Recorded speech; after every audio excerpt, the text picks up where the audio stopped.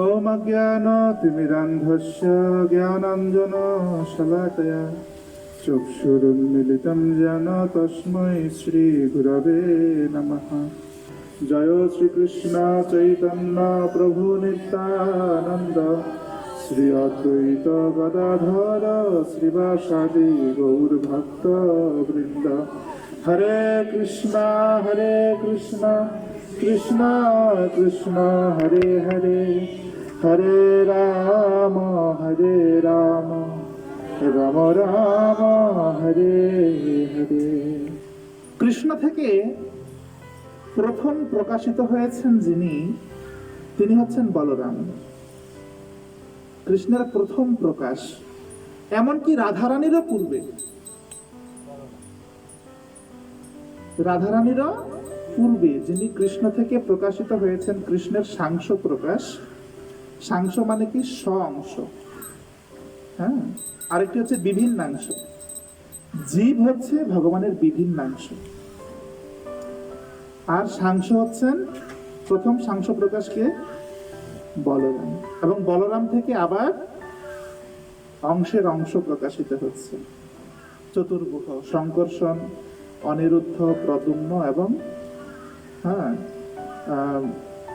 বাসুদেব। বাসুদেব, শঙ্কর্ষণ, প্রদ্যুম্ন এবং অনিরুদ্ধ, এই হচ্ছে চতুর্ভুজ। তো কৃষ্ণ থেকে প্রথম প্রকাশিত হয়েছেন বলরাম। এই বলরাম কে? বলরাম তিনি সর্ব অবস্থাতেই ভগবানের সেবায় যুক্ত, এবং ভগবানের যখন যা প্রয়োজন তিনি সেটির রূপ পরিগ্রহ করেন। যেমন মনে করুন, কৃষ্ণের এখন জল খেতে হবে, তো বলরাম কি হয়ে যায়? জল হয়ে যায়। এমনকি যে গ্লাসটা দিয়ে কৃষ্ণ জল খাবে, বলরাম ওই গ্লাসে পরিণত হয়। কৃষ্ণ শোয়ার প্রয়োজন, বলরাম কি হয়ে যায়? বিছানা হয়ে যায়। বুঝতে পারছি তো? হ্যাঁ, ভগবানের যখন যে সেবা করা প্রয়োজন, বলরাম সে সেবায় তিনি অংশগ্রহণ করেন এবং আয়োজন করেন। যেমন আমরা জানি ভগবান শ্রী বিষ্ণু কোথায় শায়িত আছেন? অনন্ত শেষের শয্যায়, তাই না? হ্যাঁ, কারণ সেই বিষ্ণু অনন্ত শয্যায় শায়িত। এই যে অনন্ত শেষ, এটিও বলরামের প্রকাশ। বুঝতে পারছি? তাহলে বলরাম কে? বলরাম এবং কৃষ্ণ অভিন্ন। বস্তুত তাদের মধ্যে কোনো ভেদ নেই, কিন্তু একটি জায়গাতেই ব্যতিক্রমতা। সেটা কি? কৃষ্ণ হচ্ছেন যিনি ভোগ করছেন, আর বলরাম হচ্ছেন যিনি সেবা করছেন। এজন্য বলরামকে বলা হয় আদি গুরু। কি বলা হয়? আদি গুরু। যিনি, এই যে আমাদের যারা গুরুদেব, যাদের কাছ থেকে আমরা দীক্ষা গ্রহণ করেছি বা শিক্ষা গ্রহণ করেছি, এই সমস্ত গুরুদের আদির যে গুরু, যিনি কৃষ্ণ ভক্তি শিক্ষা দান করেন, কিভাবে কৃষ্ণের সেবা করতে হবে, যিনি আমাদেরকে শিক্ষা দেয়, তিনি হচ্ছেন বলরাম। এই জন্য তাকে বলা হয় আদি গুরু। বলরাম মোট 5টি তত্ত্বে রয়েছেন। এক হচ্ছে স্বয়ং বলরাম, আর বাকি 4টি হচ্ছে তার যে চতুর্ভুজ রয়েছেন, তারাকে বাসুদেব, শঙ্কর্ষণ, প্রদ্যুম্ন এবং অনিরুদ্ধ। এই হচ্ছে বলরামের চতুর্ভুজ। বুঝতে পারছি তো? এই যে বলরামের চতুর্ভুজে যে শঙ্কর্ষণ, তার থেকে নারায়ণের প্রকাশ হয়েছে। কার প্রকাশ হয়েছে? নারায়ণ। এই নারায়ণেরও আবার চতুর্ভুজ রয়েছে, বাসুদেব, শঙ্কর্ষণ, প্রদ্যুম্ন, অনিরুদ্ধ। সেই যে শঙ্কর্ষণ, সেই শঙ্কর্ষণ হচ্ছেন মহাবিষ্ণু। সেই শঙ্কর্ষণকে মহাবিষ্ণু বা কারণোদকশায়ী বিষ্ণু। তিনি এই অনন্ত বিশ্ব ব্রহ্মাণ্ডের যে চিদাকাশ, অনন্ত ব্রহ্মাণ্ডের ব্রহ্মাণ্ডের যে চিদাকাশ, সেই আকাশের এক কোণে বলা হচ্ছে 4 ভাগের 1 ভাগ মানে চিন্ময় জগৎ হচ্ছে 3 ভাগ, আর এই জড় জগৎ হচ্ছে 4 ভাগের 1 ভাগ। এই এক কোণে এসে মেঘের মতো এই সম্পূর্ণ মহৎ তত্ত্ব বা এই জড় জগৎগুলো এসে জড়ো হয়। এই মহৎ তত্ত্ব প্রকাশিত হয় কারণোদকশায়ী বিষ্ণু থেকে। তিনি মহৎ তত্ত্ব প্রকাশ করেন। সেই কারণোদকশায়ী বিষ্ণু তিনি হচ্ছেন বলরামের অংশেরও অংশ। কি বুঝতে পারছি?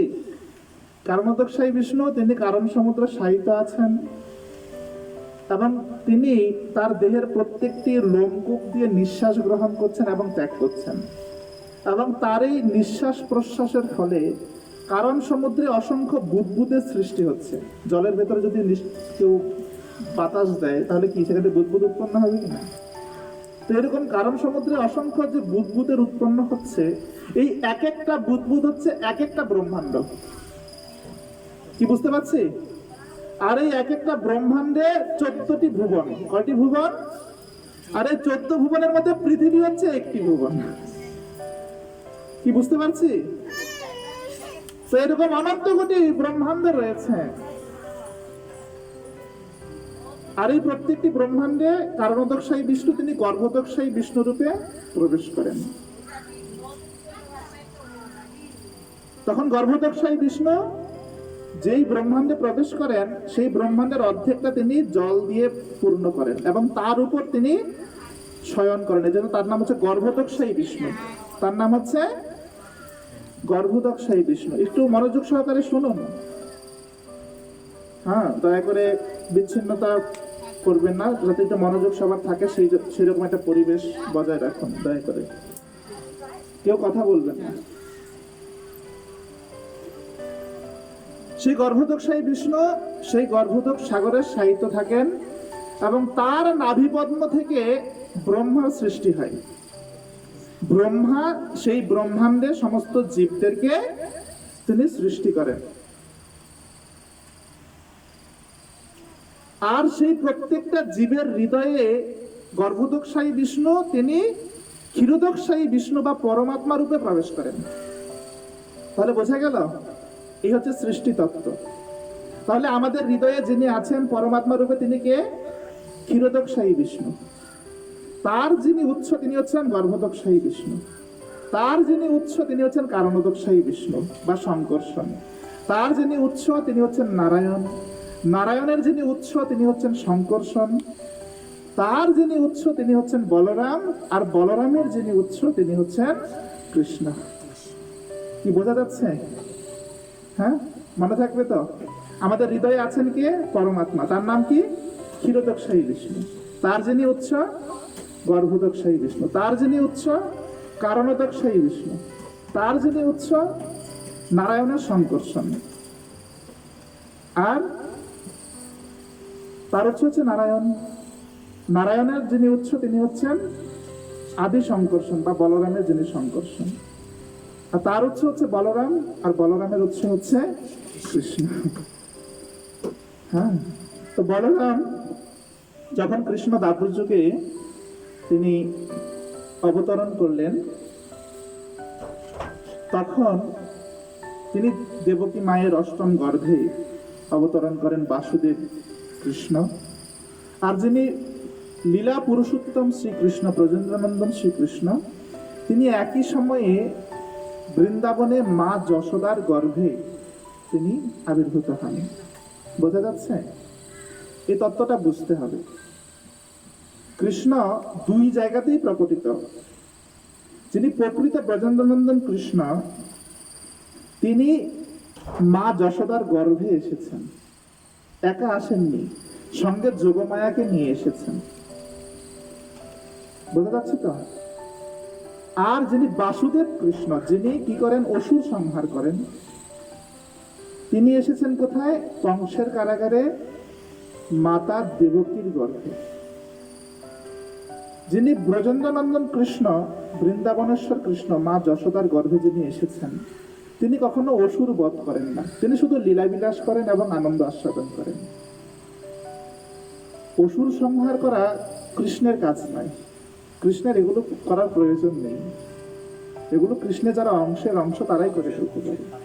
কৃষ্ণ কখনো অসুর বধ করে না। অসুর বধ কে করে? বাসুদেব বা বিষ্ণু, চতুর্ভুজের একজন। চতুর্ভুজ কেন বলা হয়? তাদের 4টি হাত। কয়টি হাত? 4টি হাত, এই জন্য বলা হয় চতুর্ভুজ। এখন তাহলে আমরা বুঝতে পারছি যে মা যশোদার গর্ভে যিনি এসেছেন তিনি হচ্ছেন কে? ব্রজেন্দ্রনন্দন কৃষ্ণ, স্বয়ং ভগবান কৃষ্ণ। আর তার যে অংশের অংশ বাসুদেব, তিনি এসেছেন কোথায়? মাতা দেবকীর অষ্টম গর্ভে, বাসুদেব শ্রীকৃষ্ণ। এখন এই অষ্টম গর্ভের আগে সপ্তম গর্ভে যিনি এসেছেন মাতা দেবকীর গর্ভে, তিনি হচ্ছেন বলরাম। তিনি কে? আচ্ছা, তখন মাতা দেবকী এবং বসুদেব কোথায় ছিল? কংসের কারাগারে। কেন কংস তাদের কারাগারে বন্দী করে রেখেছেন? কেন? কংস জানেন যে দেবকীর অষ্টম গর্ভের সন্তান কি করবে? আমাকে বধ করবে। এজন্য তিনি এই সন্তানদের যাতে তিনি জন্ম হওয়ার পরেই মেরে ফেলতে পারেন, এই জন্য তিনি মাতা দেবকী এবং বসুদেবকে কারাগারে বন্দী করে রাখেন। তো সেই কারাগারেই মাতা দেবকীর সপ্তম গর্ভে আসলেন বলরাম। এখন কংস কি করবে? এই সন্তানের জন্ম হওয়া মাত্রই তাকে বধ করবে। কিন্তু কৃষ্ণের আয়োজনটা একটু ভিন্ন, একটু ব্যতিক্রম। তিনি যোগমায়াকে নির্দেশ দিলেন যে তুমি এই যে মাতা দেবকীর গর্ভে যিনি আছেন বলরাম, তাকে কর্ষণ বা আকর্ষণ করে তুমি মাতা দেবকীর গর্ভ থেকে বসুদেবের অনেক পত্নীদের মধ্যে আরেকজন পত্নী হচ্ছেন রোহিণী মাতা, যিনি কংসের আক্রমণ থেকে বাঁচার জন্য নন্দ মহারাজের আলয়ে গোকুলে তিনি অবস্থান করছেন। কোথায় অবস্থান করছেন? গোকুলে। গোকুল একটি, বৃন্দাবন আরেকটি। কৃষ্ণের প্রথম লীলাবিলাস হচ্ছে গোকুলে, এরপর হচ্ছে বৃন্দাবন। তো গোকুলে নন্দালয়ে, নন্দ মহারাজের আলয়ে মাতা রোহিণী, যিনি বসুদেবেরই আরেকজন পত্নী, তিনি সেখানে অবস্থান করছেন। আর যোগমায়াকে কৃষ্ণ নির্দেশ দিয়েছেন কি, যে তুমি মাতা দেবকীর গর্ভ থেকে এই সন্তানটিকে কর্ষণ করে বা আকর্ষণ করে তুমি মাতা রোহিণীর গর্ভে স্থানান্তরিত করো।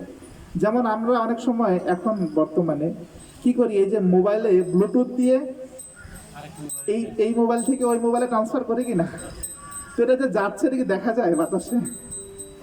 এই যে একটা গান এই মোবাইলে আছে, ওই মোবাইলে নিয়ে গেলাম শেয়ার ইট দিয়ে বা ব্লুটুথ দিয়ে, হোয়াটএভার ইট ইজ, এই যে গানটা গেল দেখা যায়।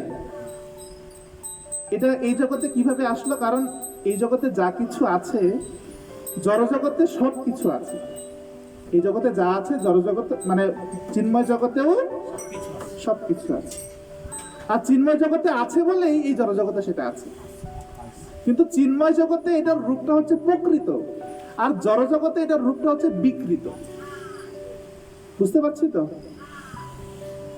হ্যাঁ, প্রেম ভগবত ধামে আছে, কিন্তু সেটা হচ্ছে শুদ্ধ, কারণ সেটা কৃষ্ণের প্রতি। কার প্রতি? আর এই একই প্রেম এই জড়জগতেও আছে, কিন্তু যেহেতু সেটা জড় দেহের প্রতি, এজন্য এটা বিকৃত হয়ে গেছে। ঠিক যেমন একটি গাছ আর গাছের ছায়া, গাছের ছায়াটা দেখতে গাছের মতো, কিন্তু সেখানে কি ফল পাওয়া যাবে? ফুল পাওয়া যাবে? পাওয়া যাবে না। ঠিক তেমনি ভগবত ধামে যা আছে সেটা হচ্ছে প্রকৃত, আর এই জড়জগৎ হচ্ছে ভগবত ধামের ছায়ার মতো, এখানেও সেই সবকিছু রয়েছে। বোঝা গেল? কিন্তু সেগুলো আপেক্ষিক, সেগুলো প্রকৃত নয়। তাই এই জড়জগতেও আমরা স্বাভাবিকভাবে একে অপরের প্রতি যে স্নেহ বা ভালোবাসা, সেগুলো চরমে গিয়ে আমাদের দুঃখ দেয়। কি দেয়? যদি কৃষ্ণ কেন্দ্রিক না হয়। বোঝা গেল তো? একটি সূত্র আমাদের মনে রাখতে হবে, যা কৃষ্ণের নয় বা যে কৃষ্ণের নয় সে আসলে কারোরই নয়। মানে যে কৃষ্ণকে ভালোবাসে না, সে এই জগতে কাউকেই ভালোবাসে না।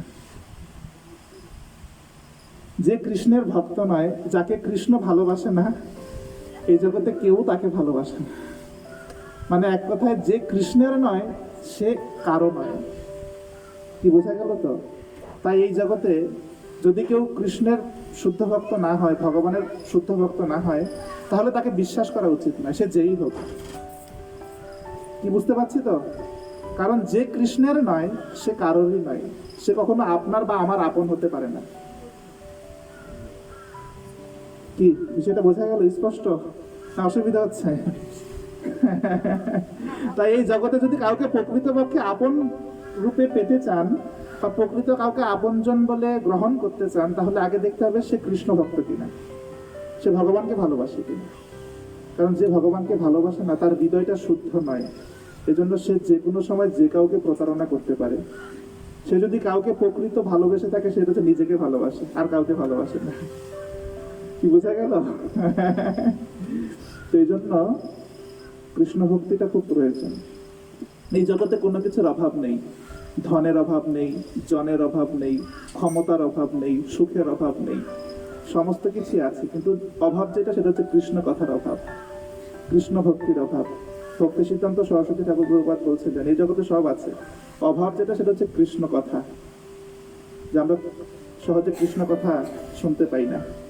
জলজাগতিক কথা, আন কথা, কার ঘরে কি হলো, কে কি করেছে, এগুলোই আমরা সারাদিন শুনি, এগুলোই সারাদিন চর্চা হয়। যেটা চর্চা হয় না সেটা কি?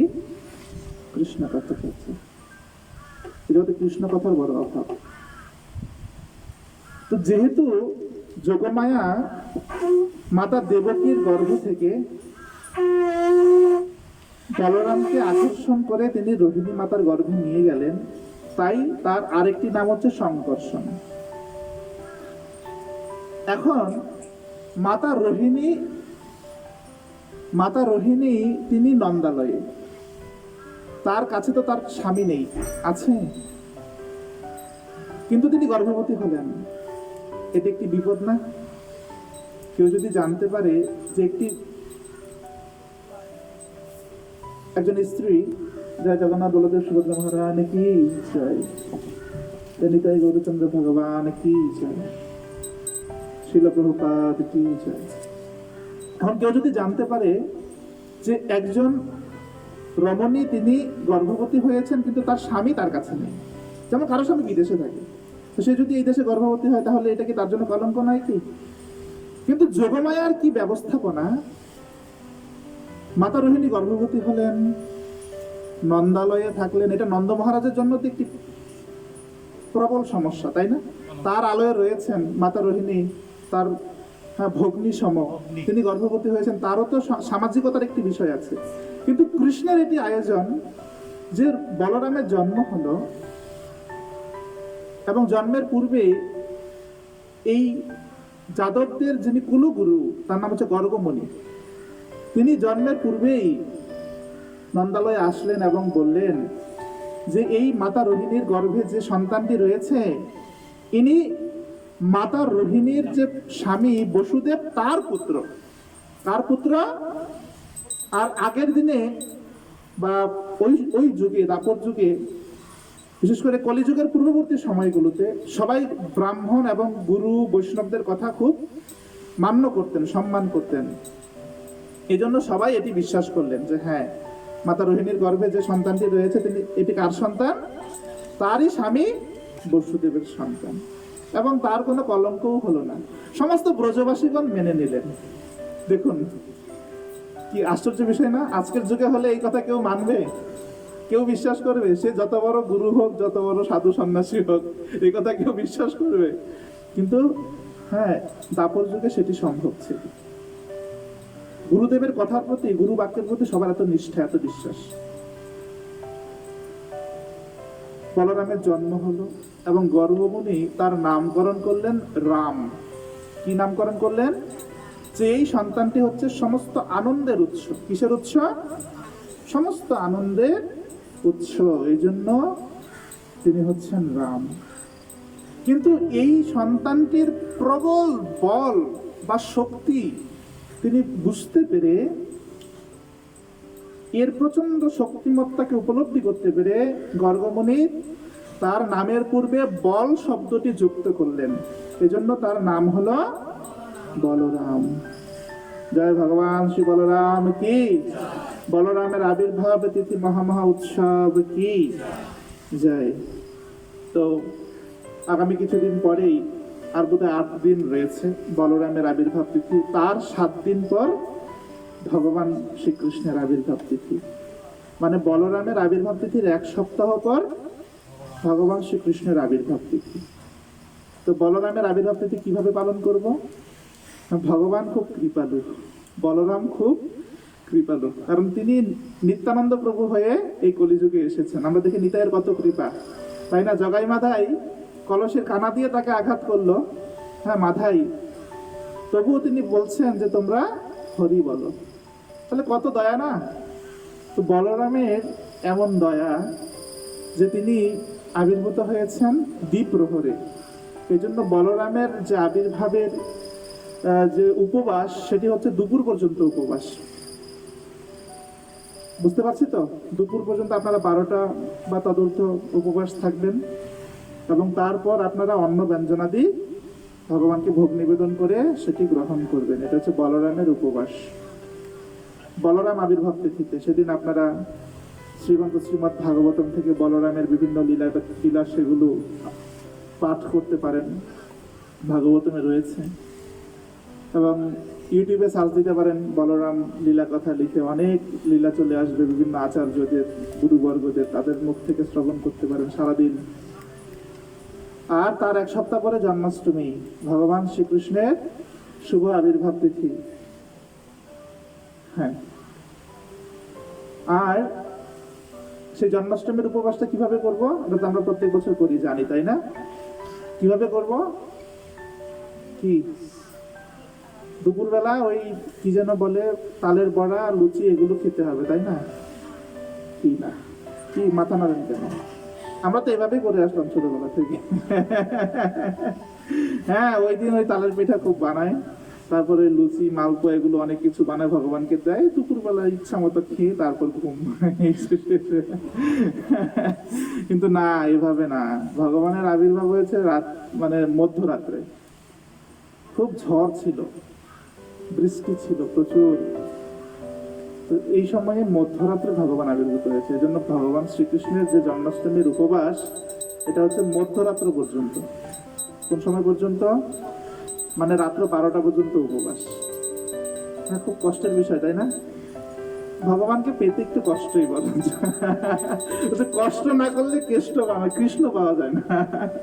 এই জন্য জন্মাষ্টমীর দিন আমরা আগের দিন রাত্র 12টার আগে প্রসাদ পেয়ে নেব। হ্যাঁ, রাত্র 12টা থেকে উপবাস শুরু হয়ে গেল। পরের দিন রাত্র 12টার পরে গিয়ে, হ্যাঁ, অন্ন ব্যঞ্জন, রুটি, এগুলো খাওয়া যাবে না, শুধু ফল বা একাদশী যেরকম প্রসাদ পাই, অনেকে তো আবার একাদশী রুটিও পায়, তাই আরেক বিপদ। মানে ওইটা না, মানে জাস্ট অনুকল্প, ফল মূল এগুলো আমরা পাবো। বুঝতে পারছি তো? হ্যাঁ, তো আর পরের দিন পালন করব যেভাবে আমরা একাদশীর পালন করি বা উপবাসের পালন করি। 10টার মধ্যে ভগবানকে ভোগ নিবেদন করে তৎপ্রসাদ, অন্ন ব্যঞ্জন যা কিছু আছে সমস্ত কিছু দিয়ে বড় করে ভোগ নিবেদন করে, হ্যাঁ, শুধু নিজের বাসায় যারা আছে ওদেরকে নিয়ে না, পাড়া প্রতিবেশী 2-1 ডেকে, সাধুগুরু বৈষ্ণবদের ডেকে, 2-1 যদি সম্ভব করানোর মতো, তো বেশি দেখা যাবে না, অল্প কয়েকজন হলো নিমন্ত্রণ করে তাদেরকে প্রসাদ আস্বাদন করানো উচিত। হরে কৃষ্ণ কৃষ্ণ কৃষ্ণ হরে হরে, হরে রাম রাম রাম